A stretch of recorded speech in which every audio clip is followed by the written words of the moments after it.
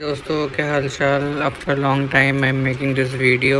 सो as अभी कुछ देर पहले आया है notice from Delhi high court PA typing test. Okay, so PA typing test की डेट आ चुकी है एंड थोड़ा बात कर लेते हैं पीए के बारे में। पीए के बारे में था कि आपको 100 WPM चाहिए and with typing speed of 40 WPM and selection process आपको पता ही था। दैट टाइपिंग टेस्ट होगा, फिर शॉर्ट हैंड टेस्ट होगा, रिटन टेस्ट होगा, देन फिर इंटरव्यू होगा, फिर डॉक्यूमेंट वेरिफिकेशन एंड फिर मेडिकल एग्जामिनेशन। ठीक है, सो अब हम बात कर लेते हैं डेट क्या आई है।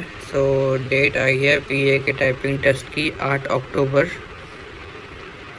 एज। ठीक है, टाइम है, आज है 22 तारीख। सो काफ़ी टाइम है 40 WPM स्पीड बढ़ाने के लिए। So I know this exam clash हो रहा है, कहीं ना क्लैश नहीं हो रहा है, आसपास कर रहा है एसएससी के।